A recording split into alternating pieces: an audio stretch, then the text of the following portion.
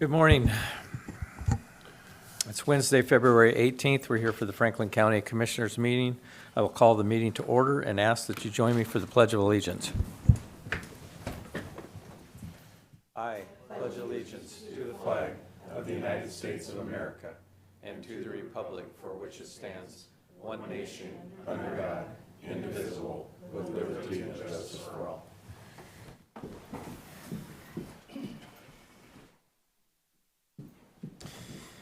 Is there any additions or corrections to the current agenda? Mr. Chairman, I move that we adopt the agenda as presented. Second. All in favor signify by saying aye. Aye. Aye. Public comment. Is there anyone in the room for public comment? If so, please step forward. You have 3 minutes. State your name. Good morning, gentlemen. Michelle Andrews. Next week, I will come to redress grievances on our Constitution, state and federal. My rights will not be abridged, okay?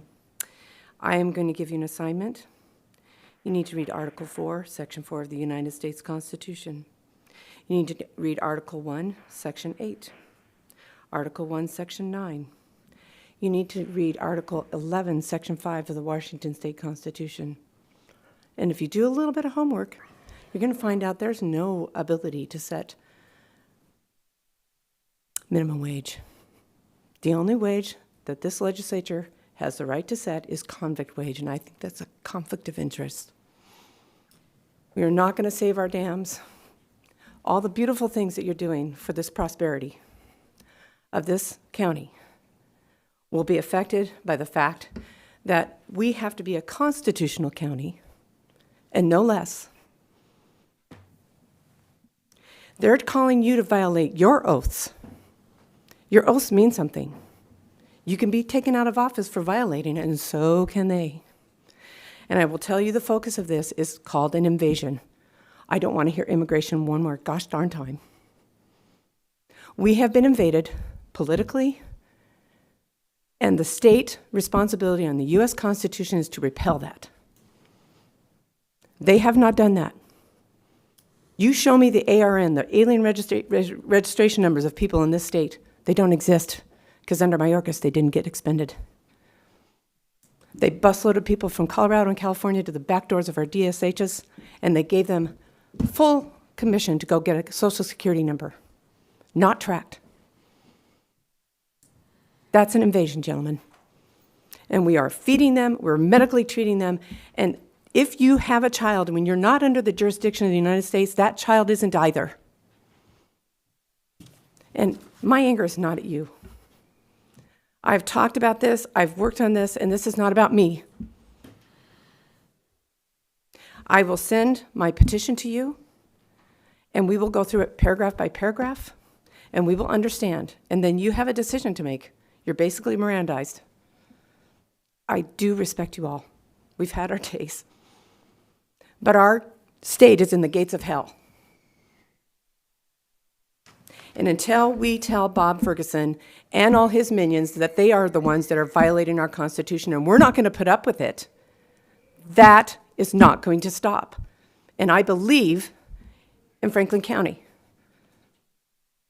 I believe in a number of Eastern Washington counties. I believe they want this. I believe over 98%, but who's going to do it? We, the people, are the ones that say yes or no, and I say no, and a lot of other people do too. They're not willing to do the work, though. They need to know their Constitution. You need to know the Constitution because she's going to stand by you, and that's going to change this state, and we're going to do it by year's end. Thank you.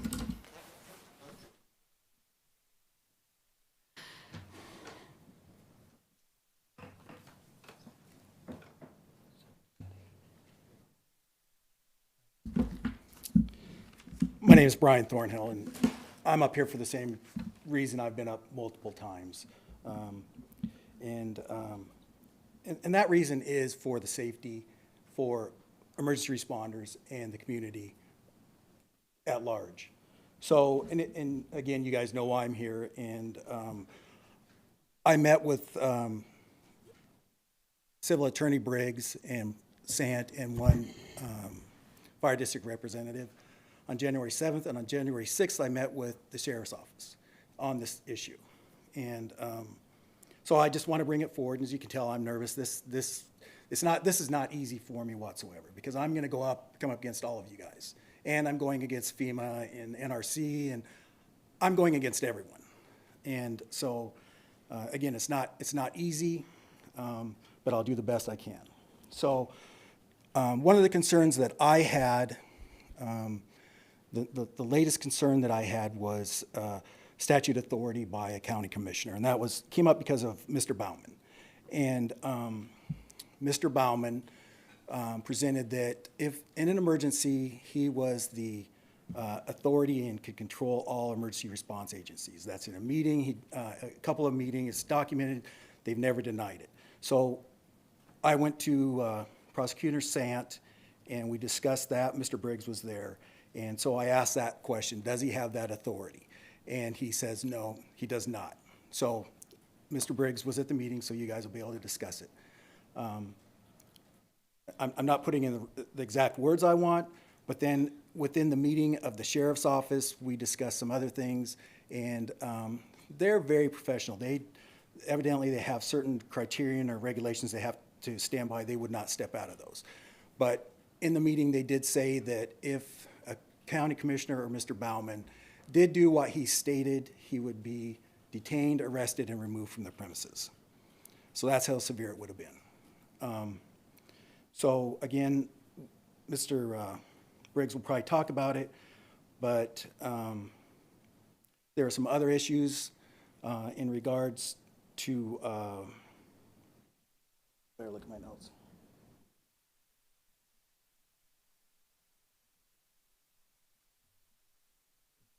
I'll leave it there, go back, and I'll be back for the next 3 minutes. Thank you. All right, thank you. Anyone else in the room for public comment? Is there anyone on the phone? All right, seeing none. Approval of consent agenda. Mr. Chairman, I move for approval of consent agenda items 1 through 18 as presented. I'll second. We have a motion and a second. Any discussion? Hearing none. All in favor signify by saying aye. Aye. Aye. The motion passes unanimously for the consent agenda. All right, moving on to regular business. Looks like we don't have any, or is there? Okay. None today, sir. Commissioner Administrator updates. Mr. Danzel. Thank you, Mr. Chairman, members of the board and public. This week, I met with the auditor staff regarding the financial policy discussion and the budget. I met with 3 of the Benton Franklin Superior Court judges alongside Commissioner Didier and Counsel Briggs. I attended a PERC mediation regarding the appraisers. As a side note, and I think this is pretty cool, actually, I was invited to do a ride-along with the appraisers during their peak season, which I accepted, and I look forward to. We attended this, all of us, I suppose, but I attended the special meeting of the commissioners yesterday. Met with the Office of Public Defense. They're still trying to come up with a strategy for pushing back on the caseload mandates that came out of the Supreme Court. I think I passed along last week that there was a senator actually from over on the west side that had authored and agreed to push and promote a fix to that decision. Had our weekly department head meeting on Thursday. And then I worked with Counsel Briggs on a myriad of issues and want to publicly thank him for a job well done and for his availability. It's nice to be able to pick up the phone. So appreciate you, Counsel Briggs. When I get to the point of correspondence, Commissioner Didier, you had, I believe, mentioned this in passing about the Budget Review Committee. The Budget Review Committee, because it took place at the same time that we were meeting with the judges, was postponed. But those will be part of your correspondence. But I wanted to give an update. What I want to do with this, and you tell me if you gentlemen think this is fine or not, or if you want to do something different. But what I'd like to do is, rather than just handing it out in a handout, quarterly like this, I'd like to kind of take the binder method that we have going, and so that you have every month or every quarter a new document and series of financial documents that'll tell you where the cash position is for the county, where our hiring, current staffing numbers are, what the sales tax revenue is. You'll be able to see the trends, and we'll keep it in the book. And then it becomes as easy as, instead of just passing down a handout that can get shuffled around and lost, you'll have it in one spot, and the job will be just to remind you, hey, we've updated your notebook. Does that sound fair enough? Sounds good. Okay, so when we get to correspondence, that's, you'll see that. And with that, as you know, with the long weekend and with a lot going on, that'll be the end of my report. Please just let me know if there's anything I could be working So on. in that notebook, then we'll have a collective of all year long. Yep. Yep, good deal. All right, thank you, Mr. Danzel. Commissioner Bauman. Thank you, Mr. Chairman. I wanted to start by saying thank you for these binders and for that organization, and to Teresa and Jen in the office. That has been immensely helpful, and to be able to have that so you can flip through it, and it's much easier and organized to read through it and do that, and that'll be helpful. So thank you for that. Had the opportunity to present in person the letter that this board signed last week to the veteran, and was able to shake her hand and thank her for her service to our community and to our country, and really enjoyed that. She was very surprised and was very appreciative about that. So thank you to Bob Parr that made that request, and thank you for that opportunity. Meeting at HAPO this last week, and excited to see that they continue to improve their service to our community and to the people that have events there. I really enjoyed this. I have got to do this quite a number of times now. Got to do a courthouse tour with Liberty Christian School last week, and just really enjoy that. And thank you to all the offices that are involved in that, and everybody that puts time and effort into it. And it was really fun. When we got to the commissioner's office, we were able to hold an election. We elected three commissioners, and then we had a resolution before the commissioners that we were trying to decide of whether that they should have uniforms. And so we had two speaking on behalf of and two speaking against the idea, and then the commissioners that we elected there debated that, and then they took a vote. And it was really fun to see how engaged and involved they were in that entire process. It really, really went well. So thank you to everywhere from court to the PA's office to they held a trial. They held a jury trial with the kids, and congratulations to Kimberly for winning her first trial. So pass that on. That was just really, it was such a great day. All those kids, there was about 60 kids, got to see local government in action, and from the assessor's office to HR to just all the way around. It was just such a neat day. So thank you for the teachers that brought them, and for everybody here at the courthouse that helped put that together. That was just a really neat day. Legislative Steering Committee meeting with WASAC.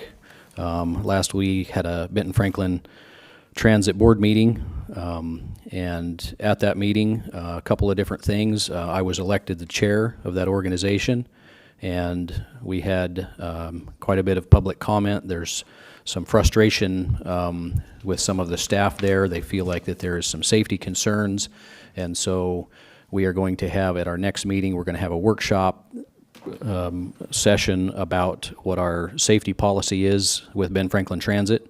And so for those that are interested in that, please come and be involved in that.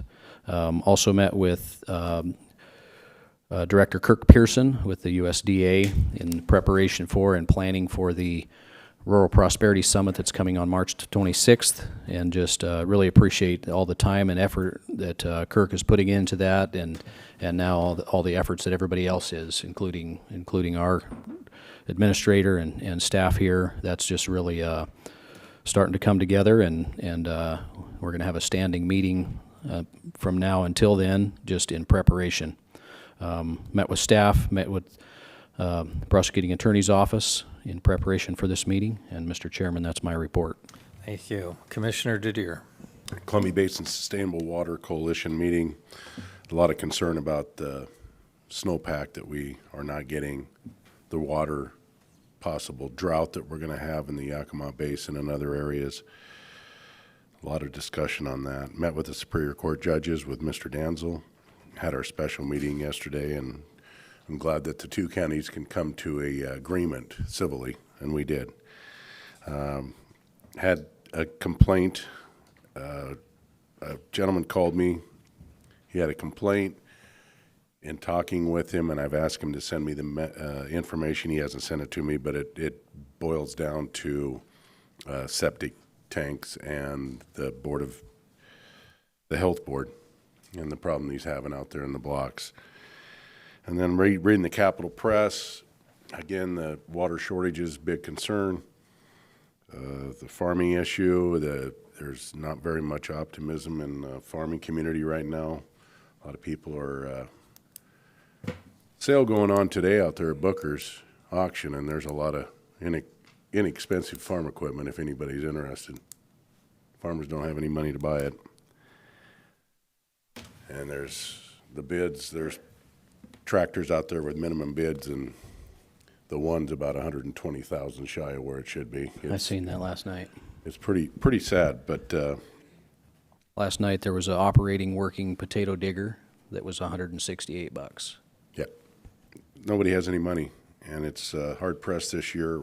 There's going to be some farmers that aren't going to be able to get an operating loan, and that's why I think as commissioners we did the right thing on not raising taxes, and I think we should hold firm on that. We cannot allow these people that are hurting to be pressed harder by our local government. The state is pressing hard enough, and we've got to rein in this state. But and also in the Capitol Press, new farm equipment's not selling. So this is a domino effect. People got to realize when the farmers are not profiting, if they're not able to make money, new equipment doesn't sell, old equipment doesn't sell. And then there was an article in there about farm labor and that they're trying to unionize them. And that's all we need now is these hardworking people to have more restrictions. They're going to restrict their work hour week now down to 32 hours. This doesn't work. And these people don't want to be restricted on the amount of time that they work. They like to work and they like to earn. And I'm not just talking about Hispanics. I'm talking about all of us. Because they can't restrict me, and I wouldn't allow them to anyway. That's the end of my report. Thank you. So last week had the Greater Columbia Behavioral Health meeting, followed by the Southeast Washington Long-Term Aging and Care. Had my meeting with County Administrator. This morning had the Tri-City Regional Chamber of Commerce, and there's just going to go through some of their announcements. Their February membership luncheon is going to be Wednesday, February 25th from 12 to 1 at Three Rivers. The Tri-City Regional Annual Meeting and Awards Luncheon will be Wednesday, March 25th at the Three Rivers Convention Center.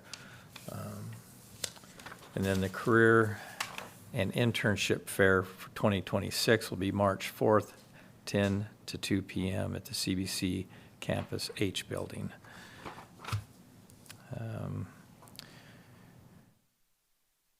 Today at 1:30 will be the Board of Health.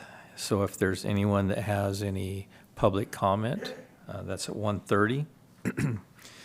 Also, the Benton Franklin Walla Walla Good Roads of Washington meeting is tonight at 6 p.m. at the airport. They also, I believe, have public comment if anyone's interested in that. And then also the Franklin County Cattlemen's Banquet is this Saturday, just as a reminder. If anybody is interested, I think they still have tickets. And I just want to add on to what Mr. Didier said. It's like they're trying to tax us out of the state of Washington. If you want to buy gold or silver without paying tax on it, then you have to go out of state. You go to our neighboring states and fuel's $1 a gallon cheaper. Now this millionaire's tax, which will be presumably added on to everyone within a couple of years. And it's unconstitutional, and I think we need to stand up and fight against it. Same way with the elected sheriffs. that should be a community action, not something that's given prerequisites by the state. They're also telling us now if you have questions about our elections, that you have to call the state and not your local auditor. And I know there's some other issues with the coroner's office. I mean, where does it end? It's getting out of hand. So with that, that's my report. Thank you. So moving on, correspondence. Thank you, Mr. Chairman. Yeah, the first is what I had said. I'm going to just have you take one and pass it down the way, but it's the Budget Review Committee, and it has our cash position. It has all the trends. You'll see in there's a couple of things that'll stand out if you look at our cash position. The first is that the two things, that we did have the declining sales tax revenue even at the end of last year, but also number two, continuing to pay for the detention services was starting to eat away at our cash position. So I would just reiterate and echo what Commissioner Didier said about it's good that everybody came to a understanding there. But that's a pretty thorough document, so you'll want to look through it all. There's, towards the back of the document, there's an area where it talks about what staffing level is. Those are important to look at too, because it'll tell you not only, what department, but like if they're at 99% of staffing and so on and so forth. So it gives you a kind of an indicator more than just financially, but it kind of also of workload. The second letter I have that I'm going to pass down is a letter from our assessor, Franklin County Assessor John Rosenau, for position replacement. And so here's the letter. It's up to you, gentlemen, what you would like to do with it. But it says, Dear Commissioners, the Assessor's Office has received a notice of resignation from one of the appraisers that will be leaving their position in 2 weeks, which creates an opening in our appraisal department at a critical time, beginning new construction assessments with the current hiring freeze. I'm requesting an authorization to replace or hire a replacement for this position, which is fully budgeted. The current position is at a grade 15, step 3, and the replacement individual would be at the grade and step or below, depending on their qualifications, at this grade or step below. I also have an additional appraiser that announced their retirement for the June-July time. I'd like authorization to begin recruiting for this position so that I hopefully have someone that would be able to start immediately after their retirement date. The person is currently budgeted at a grade 15, step 6. I would replace this individual with an applicant at or below grade 15, step 3, depending on their qualifications. So again, I put that in front of you. That is your decision to make.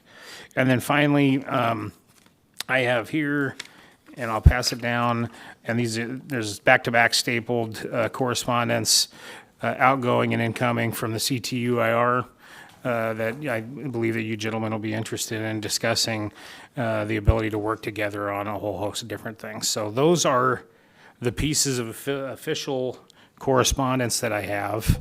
And I would just remind the board that if you were looking to take action today, in whether it's on the assessor's request or any other items, that you'd have to add an item to the agenda to be able to do so. And with that, sir, that is our correspondence. All right, thank you. Mr. Chairman? Yes. Mr. Danzel, there's, on this budget review paperwork, it says microwave billing, $824,000 paid to the city of Richland. Is that for the emergency phones? It says microwave billing, $824,000 paid to the city of Richland. That's the CCOM, the radios. That is, okay. I was just curious. Okay. Yep. That is the microwave portion, that is not the radios. Microwave portion.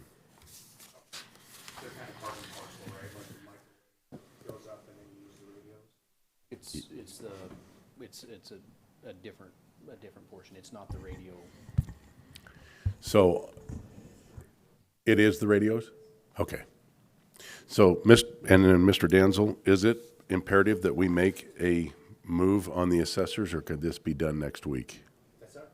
Up to you, gentlemen. It looks like one is asking for one that has already, they've received one was notice of resignation, and then the other one is for the June-July time, so that's up to you, gentlemen. But the notice of resignation, they're going to be working for a while longer. We're not hard pressed. Just 4 days. But could you have Mr. Rosenoff come to the Yes, mic, please? Mr. 'Cause we need Rosenow. some clarity on this if we need to amend the agenda. Absolutely. It will take quite a period of time to even, advertise, interview, and so forth. So it's not a position that could get filled immediately. That's why I was asking even for the ability on the person retiring to be able to start the process of recruiting, interviewing, getting applications. The last 2 or 3 times we've had to do this, it's taken us up to 7 months to even get an application and get them on board. It So takes a long time. Time is of the essence. Well, yeah, because we're finishing up all of the assessed values. We're going into new construction, and that has a huge impact on your budgets for next year. And we don't want to miss out on those opportunities where you're going to need every bit of budget money you can get. Is this particular position only deal with new construction? No. They work on everything. It's just we're in phases as to when we do things throughout the year. The Department of Revenue sets up a calendar as to when you do things. Right now, we're finishing up the assessments for the end of last year, for the January 1st, for all of this year, for next year's taxation, and moving into all new construction phase of it. So there's So several my phases. question, I guess, is new construction. Are all your appraisers able to do that? Or is Yes, this- absolutely. We have to. We would never be able to accomplish it if we didn't have everybody in the field doing it. There's just too much of it. Yeah. Thank you. Yeah, we too got much our- growth. We got our answer. I think we need to amend the agenda, because these are positions that we have and that are going to be vacated. Again, that's entirely up to you, gentlemen. I would say there's two, John, or Assessor Rose now, I hate to, you're asking for 2 in one swoop, right? You're asking for the ability to go out and recruit for the person that's leaving in June or July. Yeah, You're which all- may be even May, where they're Okay. working out final dates, because it'll take, the reason being for that is because if we start advertising even for the one opening, Yeah. we can start looking at more than maybe one individual that may be qualified, and not have to then only do one and tell the person, well, maybe we can have you looked at here in another month or two. We would not hire until there's an opening, period. Wouldn't fill it till there's an opening, but it gives us a head start on applicants and reviewing and backgrounds and all of that. Very good. So I just wanted the board to be aware of Yeah. what you'd be doing here. Sure. Thank you. Thank you. Mr. Chairman, I move that we add to our agenda a potential action item. Second. We have a motion and a second. All in favor signify by saying aye. Aye. Aye. And with that, Mr. Chairman, I move that, like we've done a number of times with the clerk and with other offices, I move that we accept and authorize the request that the assessor has made in this letter today. I second.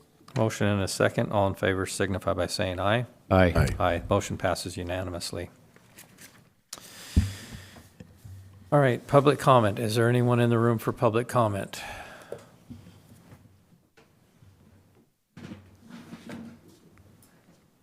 Yeah, I know. It's twice. Yep. With regard to the river property in the 1855 treaty, I would also like you to read Amendment 11 of the U.S. Constitution, and it reads very quickly. The judicial power of the United States shall not be construed to extend any suit in law or equity commenced or prosecuted against one of the United States by citizens of another state or by citizens or subjects of any foreign state. That at that time referred to tribes. This was written in 1795. 1855 treaty is null and void, gentlemen. They have pushed it on us and pushed this on us, and I went through this with the Snake River dams. I do not want to give any land up.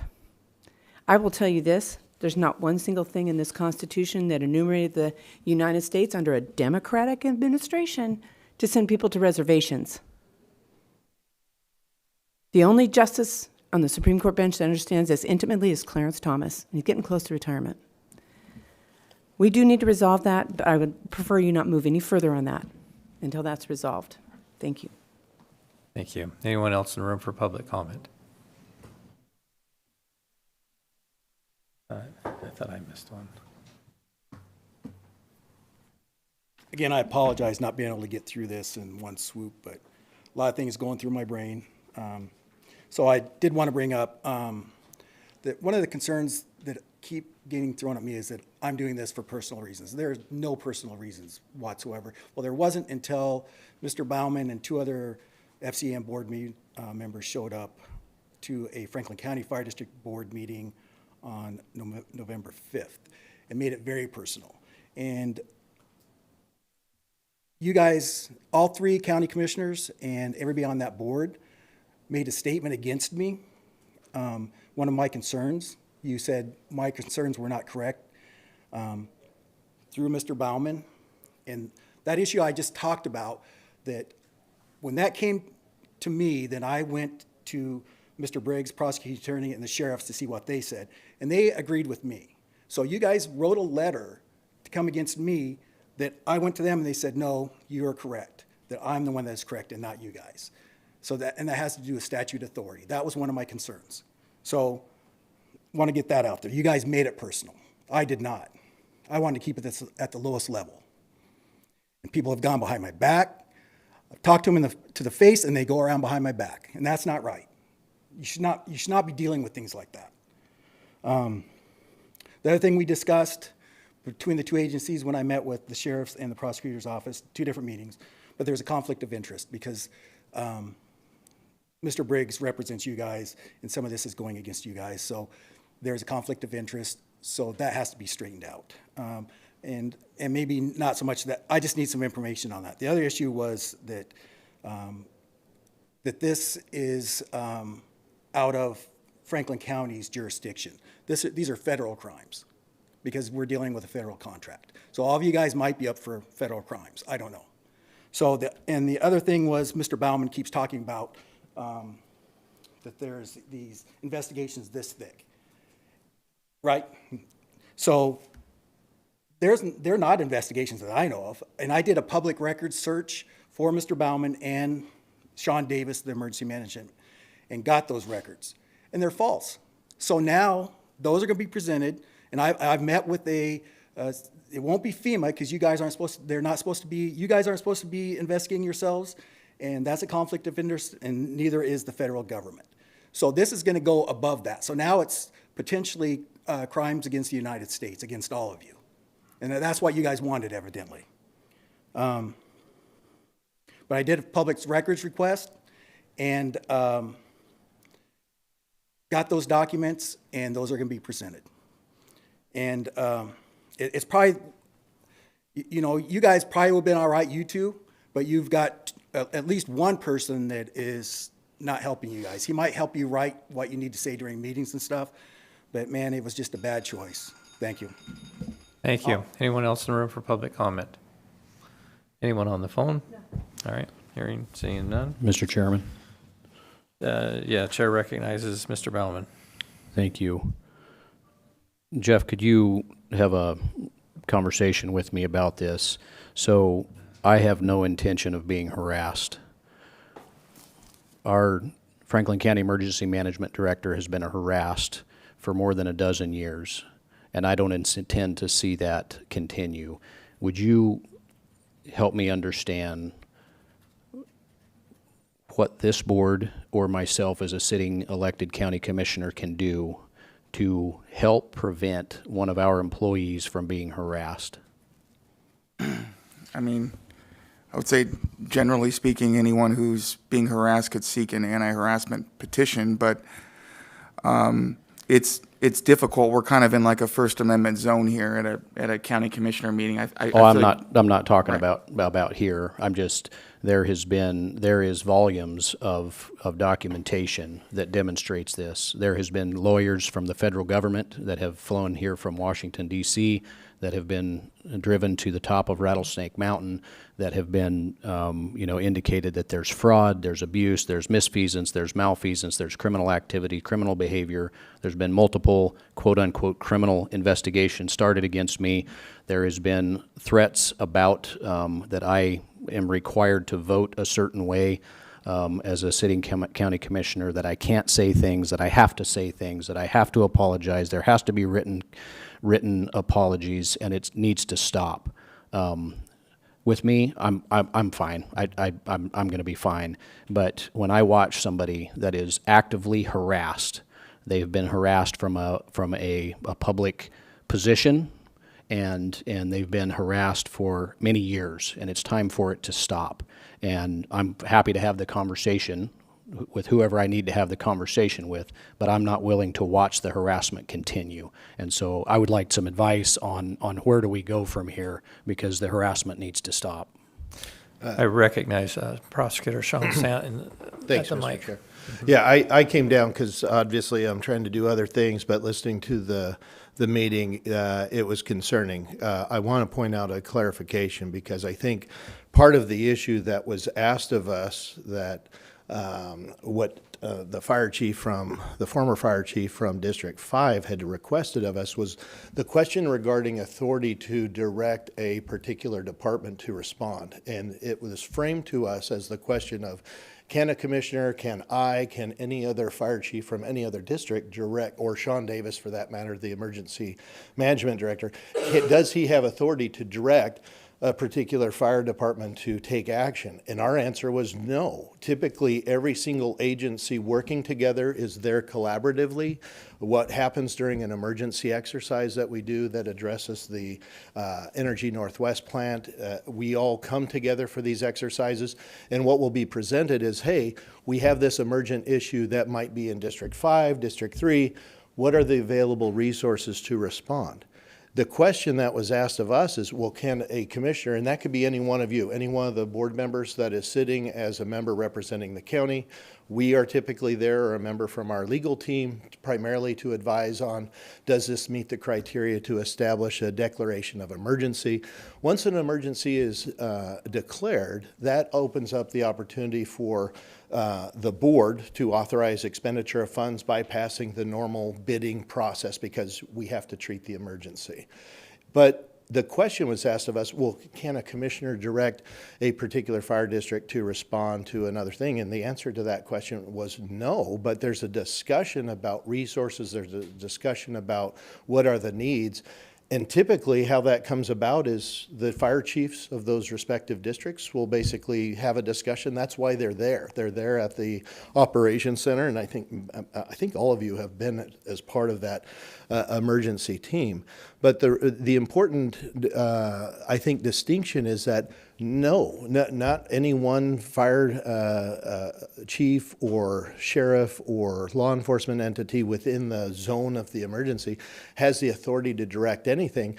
There are multiple mutual aid agreements in place, and that's where other law enforcement agencies, other fire agencies have agreed to respond. So in other words, if we had a major emergency and we needed all hands on deck, so to speak, we would be drawing in from Walla Walla County, Adams County, Columbia even. I mean, it depends on the reach. That could extend throughout the state. So the answer to the question is no, there's not a direction or authority from any one of us to direct another entity, but there's certainly a discussion about needs and resources, and that's what typically happens. That's what I've personally observed, and I don't know what Brian had made reference to, but he basically says, well, there was a statement that somebody had the authority, and I'm like, I wasn't there. I don't know what that was made. I didn't want to get into the debate. I was simply trying to work this out and have an explanation of, look, the understanding, and I think we've talked, Commissioner Baumann, we've been at the emergency management exercises together, and that's what I've personally observed, is this collaborative process of people trying to work out issues and understand what do we need to do as county commissioners, or as Franklin County being one of those members at these emergency management operations. How do we work through these? And that's what we're evaluated on. And we get these evaluations from FEMA and from other entities that come in and make sure that we're compliant, and that Energy Northwest is complying with their regulatory obligations of operating a nuclear power plant in this state or across the country. So anyway, I just wanted to address that, because I think that's important for the public to understand that, look, this is the way the question was framed to us, and people may have a different perspective. Well, that's something that we keep running into is the isolated question is not commiserate with the situation that happened. And so for for the public that has interest in this, this was a FEMA exercise. It was a training exercise, and the specific, they have different styles and different ways they do it. This one was called an ingestion exercise. And the way they do it is they assemble the emergency management team from whatever county and whatever they're doing. In this case, it was at Franklin County Emergency Management, and they had an ingestion exercise. And really the way it works is you have all the different components that are a part of that exercise come together, and you have a core team of 6 that are the decision desk or the decision team, and FEMA ingest scenarios into whatever it is that they're doing, and they want you to act it out or perform the way that you would do it if this was a real scenario. And in this particular case that former Chief Brian Thornhill is referencing, the entire conversation was probably 90 seconds long, this component of it. And the team, which one of your deputies was standing beside me when we had that conversation, they ingested a scenario into this.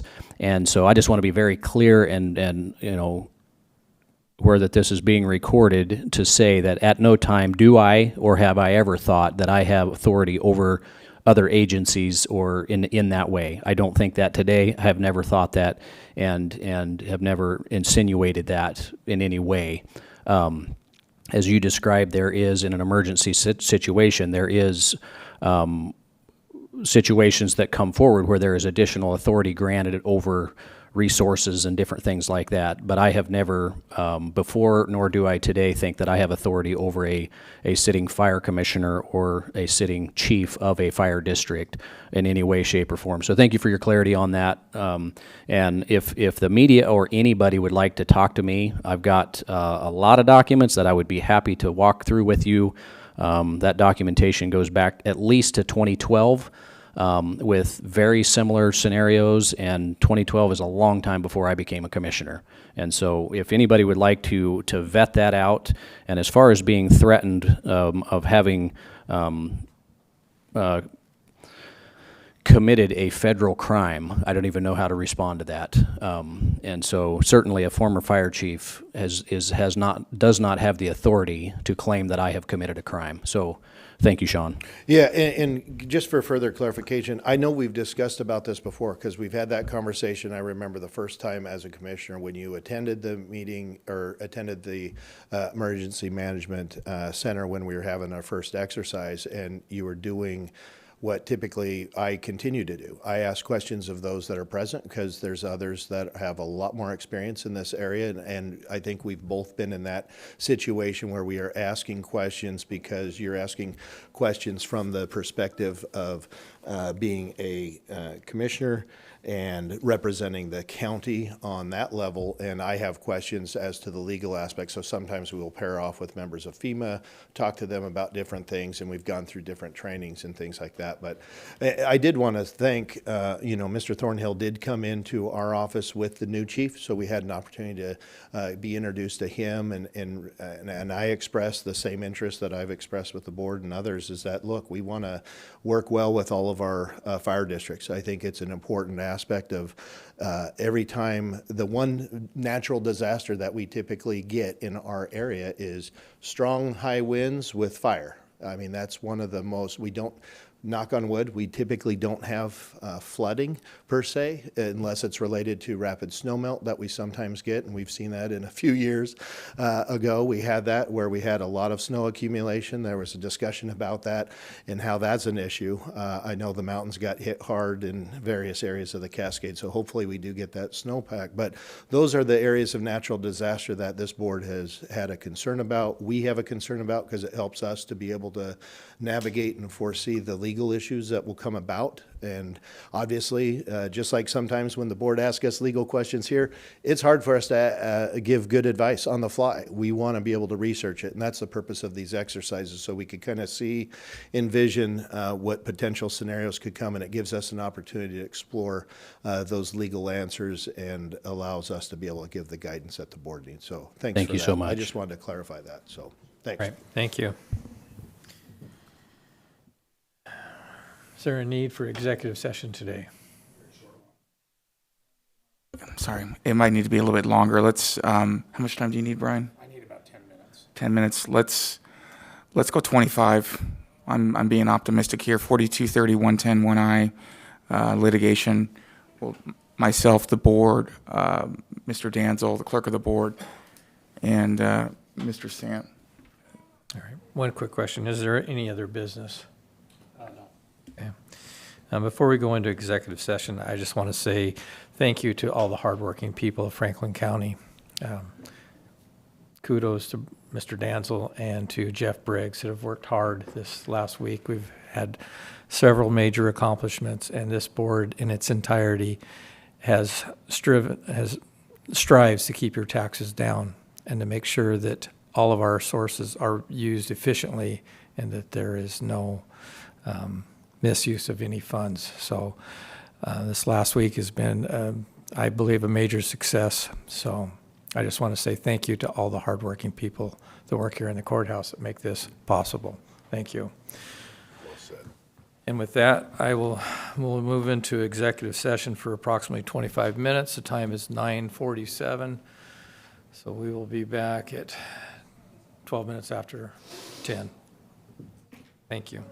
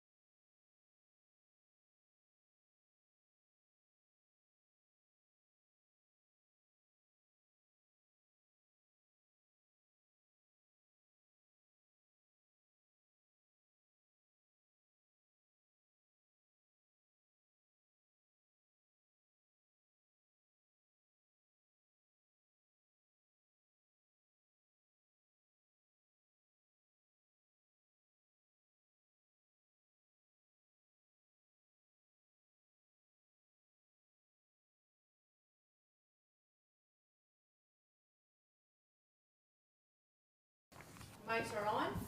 We've come out of executive session with no decisions being made. We are going to go back into executive session under the same RCW code for approximately 10 minutes. The time is 10:14.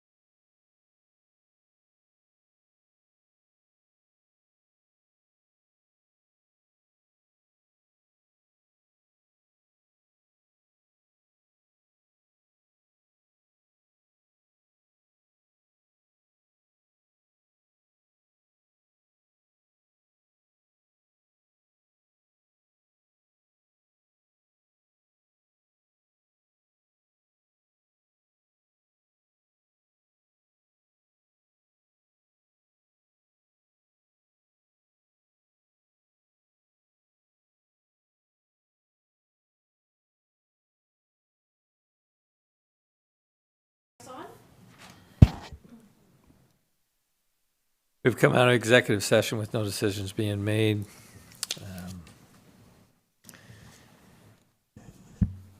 Any further business for the good of the county? There is, Mr. Chairman, just one moment here. All right.